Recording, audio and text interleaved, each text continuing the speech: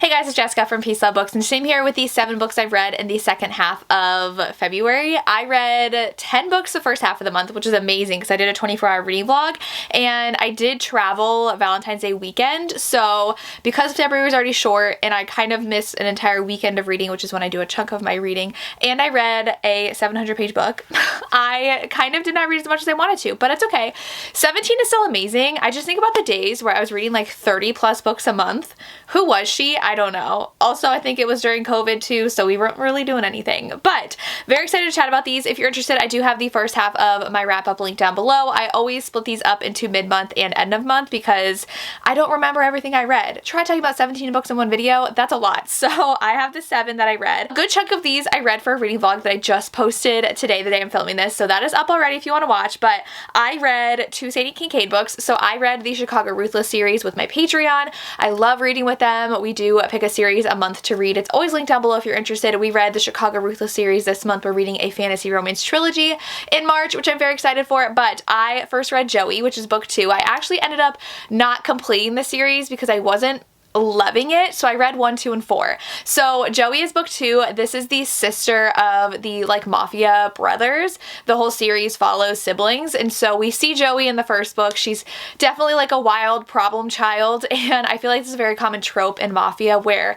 the sibling is either super sheltered and like very quiet and like does everything they're told, or they kind of rebel because they are constrained their whole lives by their mafia family. That is Joey, and Joey falls for her bodyguard, and he works in the mafia. So it was fine. I gave this one 3.5 stars, similar to the first book. I just don't super love this mafia series, mostly because it's super spice focused and I want more mafia content in these. So this one is super insta-lusty love where they pretty much get together right away. I read a bunch of mafia romances actually, and I don't remember if he was her bodyguard or just someone who worked in the mafia, because I also read another one where he pretty much was her bodyguard and worked in the mafia. So I guess kind of. I don't know if it was like technically bodyguard, but it says he is her protector. It's her brother's best friend. So I don't know if it's like officially bodyguard, but like he's always watching out for her.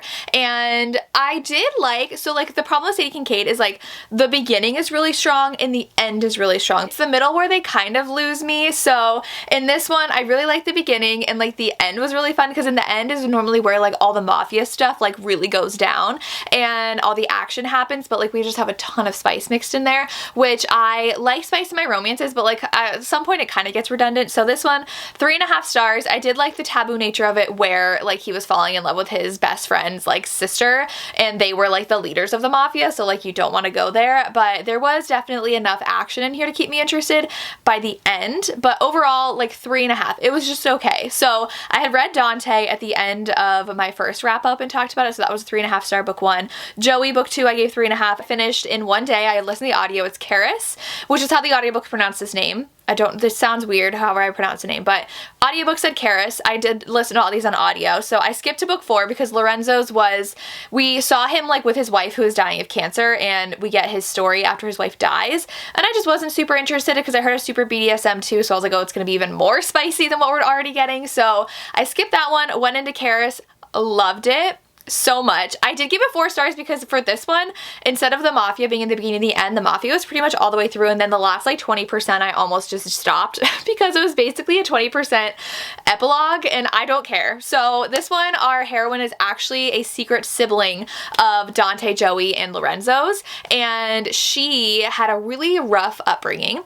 She shares the same dad as them, and the dad never claimed her. So she was raised by her mom, and then she was actually brutally assaulted as a child, and she is out for revenge on the people responsible for her childhood. So she believes that the family that all those siblings are from are responsible. So she decides to seduce their bodyguards. So the 2 heroes, it's MMF actually, which I was very excited for, are really into each other and they share a lot. And so they meet her, and they don't know though she's actually like their mark. Like she has set out to like seduce them and sleeps with them. She has a one-night stand. Really liked that scene.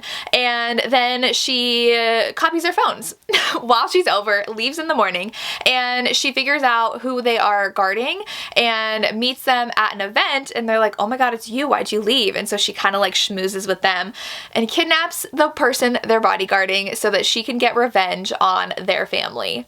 It is so good. I love a revenge story, especially when it's a woman out for revenge, because Keres can hold her own. She has been training for this moment. Things do not go exactly as planned. Secrets are revealed. The guys are like, we're still super into her even though she only got close to us to get to them, and I had so much fun with this. Like I said though, it was still a 4-star read because of that ending. I was just like, I literally almost stopped. I was like, I'm good, but I didn't. I still wanted to like count this as complete, so I continued reading it, but definitely my favorite of the series. Though in my Patreon, we all had mixed reviews. Like, everybody had a different favorite book. Some people loved more than others, and it is what it is. I had such a fun conversation with them though, because it's always fun getting to chat about like what people liked and didn't like. So that completed that series. And then this is all part of the reading vlog I just posted where I was finishing series. I got to read an early copy of Wildside. I was sent this from the publisher, and I also got an e-arc from Elsie's team. I loved this book. So I've been having a really hard time, as I've talked about, because I only read, oh my gosh, I did not read a lot of like straight up contemporary this month. So like if you don't count like angsty and emotional, if you just count like typical contemporary romance, this is only my 3rd of the month, and only 3 I read were just like normal contemporary romances. So I was very nervous because I've not been in the contemporary mood. I've wanted mafia, I wanted fantasy, I wanted dark. I didn't want anything contemporary, but I had to read this as an arc, and I'm happy to report I loved it. This book had the best banter, just like kick your feet giggle banter between them, because it's hate to love. The heroine actually has to take care of her sister's son. So her sister passes away. There are definitely trigger warnings in the beginning of here for drug addiction and drug abuse, so know that before you go in this one, and obviously death of a loved one because her sister passes away. And her sister actually leaves her son in custody to the sister's neighbor, which is Reese, our hero. And she is like, why did my sister leave her son to this random stranger? I'm literally here, like, I should be taking care of him. And she's always taking care of her sister, and she blames him for her sister dying. He feels like he has an obligation to take care of the son because like legally he's supposed to. However, he is not a Canadian citizen. This is taking place in Canada. He is from Florida. Like, he works in Florida. He's actually a fighter, which is really cool, like those scripted wrestling shows. And he loves his job, but he is also anonymous, so he always wears his mask, and he's called Wildside. And so he has to go back to Florida for work, and he's like, well, I could take him. And she's like, absolutely not. And he's like, well, listen, I'm not a Canadian citizen. I can't keep coming back here. Like, they're literally going to like bar me from your country. Like, it's getting to the point where they're like, what are you doing in our country? And so they have to get married. Marriage of Convenience, very hate to love, super banter filled. I loved it so much. They're both very hurt people who can't trust a lot because of what they've gone through in their childhood and growing up and having to take care of themselves or take care of other people, and they end up having a really soft spot for one another after being so harsh towards one another, which is just so cute. I loved the hero's insecurities and how she helped show him love. It was just amazing. I loved it so much. 5 stars. So good, and a slow burn for Elsie, I will say. Loved this. Cannot get enough of it. Definitely 5-star read of the month. Hey, I forgot to put a book. Thank goodness I remember reading this, but I forgot to put this on my little TBR tracker, so I'm gonna go fix that. I'm glad I caught this, because I would have forgotten it. But I did end up reading this chunky book. So this is the one I read, and took me a week to finish. So I guess that's why I read 3 audiobooks in a row, because I hadn't finished this yet. This is Storm of Secrets and Sorrow by Melissa K. Rorick, and this is book 2 in the Legacy series. The Legacy series, yes. This one, chunky. This is 620 pages. I think it's actually longer on Kindle because these are pretty big pages, but this, I can't really tell a lot about the plot without spoiling it. I did think it's a solid 4 stars. I gave book 1 5 stars. I'm obsessed. This one definitely felt more of a, we're gonna go around and like look for answers kind of book, which tends to happen in fantasy series, which is not my favorite. And I feel like the characters were hiding a lot from one another that even we didn't get to see. And I'm like, listen, we've been following you around. Shouldn't we have discovered this with you instead of you saying, hey, I figured this out already at the end to like surprise each other? And I'm like, but we didn't know that. So this one is a society where there are Fae and there are Legacy, and the Legacy actually can choose a Fae as a source and bond to them, and that comes with a deep emotional and sexual bond. They can use them as a power source. And so Theon's our hero, and he comes from a very harsh life because he's the prince of a kingdom where his dad's horrible, and he has been very meticulous about who he wants to choose as a source. He's narrowed it down to like 5 people,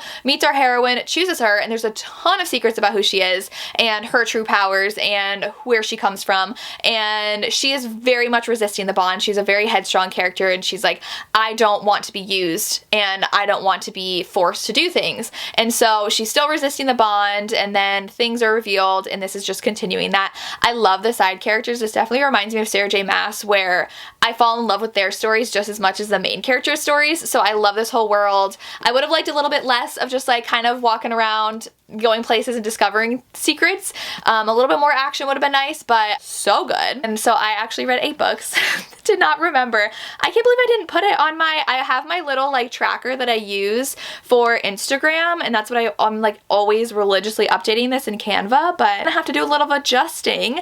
But after that, so that one I read, this was probably the first book I read because I was still reading it when I was at Tori's. Anyways, after that, I did end up reading my favorite book of the month, Rebel Witch by Kristen Sigarelli. I think I say her last name different every time. I will have to look up and see actually how to pronounce it so I get that right. But this is the last and final book in the Heartless Hunter series, Crimson Moth series, because the first book's Heartless Hunter, but in the UK it's called Crimson Moth.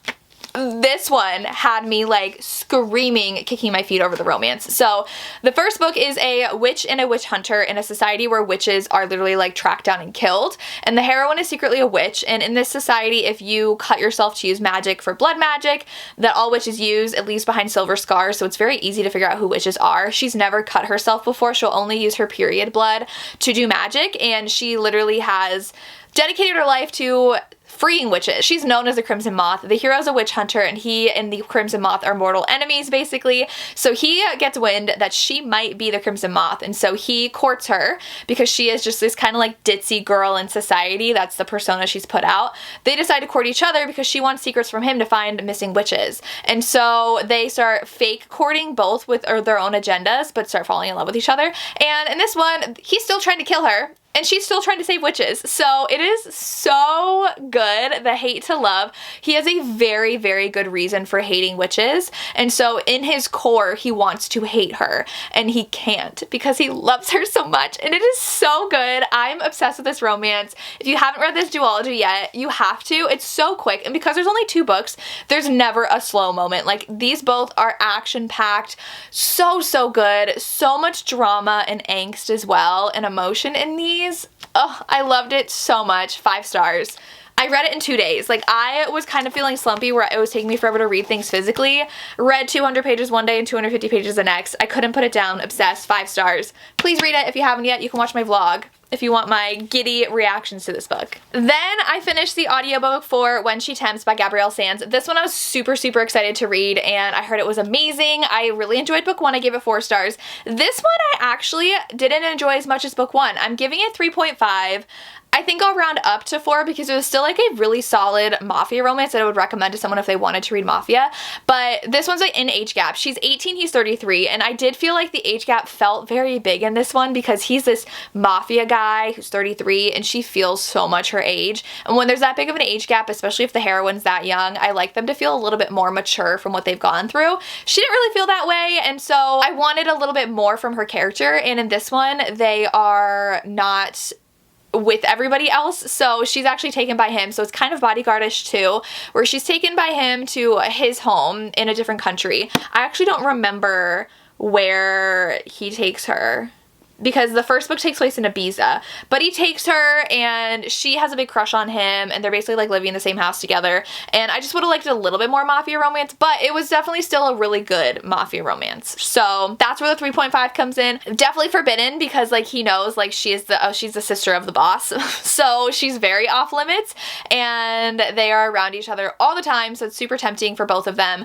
and it just goes from there. So I think I probably would have liked it better if I physically read it too, because I just had a hard time really connecting through the audio because there wasn't as much mafia content, but I definitely still want to continue the series. I just would like, because kind of like with her and Sadie Kincaid, I would like a little bit more mafia because the first one definitely had more mafia, so that's where just it lacked a little bit for me, but still recommend the series. You should check it out. Then I read Blood Oath by Morgan B. Lee. This definitely reminds me of like the Sadie Kincaid Why Choose I read and something like by Tessa Hale. So this one, our heroine is a I forget what they call it, but she's basically a witch, okay? So she discovers she's a witch, and she ends up having to attend this like academy for magical creatures, and she had only figured out, she has a lot that she's hiding. She figured out she was a witch like 2 weeks ago, and they're at the end of their semester, where at the end of the semester, they have their like bonding ceremony, where they provide the, I forget what they call it, but like the leader of the bond and the 4 people bonded to that person. She never expects it to happen, but obviously, you know, like the big guys on campus who have like the most power are the ones she's going to be bonded to. So she does go to the ceremony. She does end up having 4 bonded mates, and she is entirely going to reject them. She is like, I don't care. I'm going to reject them. They can go through the ceremony again and find a different like lead bond. They are like, no. They will not take no from an answer from her. They're like, you are our mate. You don't get a say in this. Like, we are going to be yours. And so she has something she's hiding from them, and she's constantly trying to push them away. She's like made a list of things where it's like, be as annoying as she can, try to put other girls on them, try to flirt with other people in front of them, like anything to get them to not like her. And they just love her so much. And I had so much fun with this. I did give it 4 stars because I feel like it was definitely very slow going, because like it's not that long of a book, but in the entirety of the first book, we don't really know a lot. Throughout the whole book, not a lot is actually revealed to us as the reader, even though we are reading about the heroine, and we don't really know a ton about like who she is, where she came from, or what she's even trying to do at this college. And it would have been nice to know like a little bit more revealed, but I did like the development of the romance. I like how she slowly was kind of breaking down her walls and really starting to like the guys, even though she was trying her hardest not to. It's really fun. I'm excited to read the next book, definitely. They're very quick to get through, and I like a good why choose romance, so 4 stars. And the last book I read is An Improper Proposal by Patricia Cabot, which is actually Meg Cabot, who wrote The Princess Diaries. This is my Historical Hellions pick. I technically read it on the March 1st, but I'm filming today, so I might as well talk about it. I read this entire thing this morning, and it was a solid like 4.5 stars. More like 4.5. I really enjoyed this. I was a little concerned because like where I took off the star was definitely the beginning. Our heroine has lived her life being raised by her brothers, who all have ships, and so she, for her 19th birthday, really wants this ship as a present because all of her brothers have gotten one, and she has been in love with her brother's best friend since she was like 14. So like for the past 5 years, she's been pining after him. The beginning starts with him announcing he's getting married to this woman they found like a week ago, and she hates this woman, and she's like, why is he getting married? And I swear to you, the first like 150 pages take place in like a day and a half, and I'm like, where's the pirate ships? Where's the action that I thought we would get with this, because it's supposed to be like a piratey, captainy romance? We get that for the second half of the book. So the first half is just her whining leading up to his wedding, and then we get pirate attacks, people being kidnapped, marooned on an island, fun spicy scenes while he's tied up. Those were so fun. I thought it was really fun. He obviously has really liked her as well, but it's a 12-year age gap.